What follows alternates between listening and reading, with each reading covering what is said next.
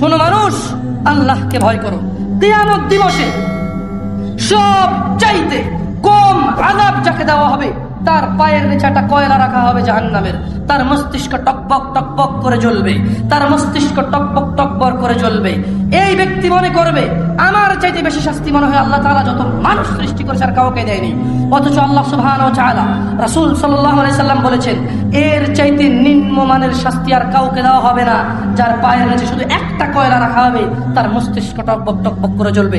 আল্লাহ সুবহানাহু ওয়া তাআলা বলেন, ইউবাশশিরুনহুম, ও মুহাম্মদ সাল্লাল্লাহু আলাইহি সাল্লাম আপনি দেখবেন অপরাধীরা যারা ঘুষ নিয়ে ব্যস্ত, সুদ নিয়ে ব্যস্ত, জিনা নিয়ে ব্যস্ত, মদ নিয়ে ব্যস্ত, জুয়া নিয়ে ব্যস্ত, মিথ্যা নিয়ে ব্যস্ত, আযানকে পরোয়া করে না, সালাতকে পরোয়া করে না, বেনামাজি হওয়াকে কুফরি মনে করে না। ইউবাশশিরুনহুম, আপনি দেখবেন ইয়াওয়াদুল মুজরিম, এই অপরাধীগুলো লাউ ইফতাদি মিন আযাবি ইয়াউমিযিন বিবানি, তারা আল্লাহকে বলবে, ইয়া আল্লাহ, ইয়া আল্লাহ এই ছেলেকে নিয়ে নেন, ইয়া আল্লাহ এই ছেলেকে জাহান্নামে দিয়ে দেন, আমার মুক্তিপণ হিসেবে আমি ছেলেকে দিয়ে দিলাম, আমাকে আজকে আপনি জাহান্নামের আগুন থেকে বাঁচিয়ে দেন।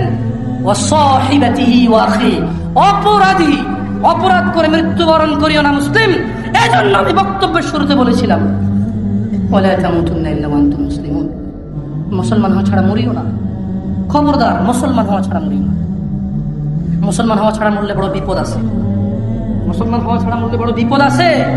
ইউবাশশিরুনহুম ইয়াওয়াদুল মুজরিমু লাউ ইফতাদি মিন আযাবি ইয়াউমিযিন বিবানি, সেদিন অপরাধী আল্লাহকে মুক্তিপণ হিসেবে দিতে চাইবে তার ছেলেকে, এত আদরের ছেলে, যার জন্য এত আয়োজন, যার আকিকায় 10টা গরু জবে হয়, যার জন্মদিনে সিনেমার নায়ক নায়িকা এসে অংশগ্রহণ করে, যার জন্মদিনে কোনো মসজিদ মাদ্রাসায় সে দান করে, যে খুন করে আসলে সে বলে আমার ছেলে নির্দোষ, সবচেয়ে বড় উকিলকে হায়ার করে। এত আদরের ছেলে, যেই ছেলে 7 খুন করলে মাপ, যেই ছেলের জরিমানা দিতে দিতে বাপ কখনো অসন্তুষ্ট হয় না, এই এত আদরের সন্তানকে পরিস্থিতি কি হতে পারে একটু ভাবো মুসলিম। মা নিজের মেয়েকে এভাবে ব্যবহার ছেড়ে দেবেন না।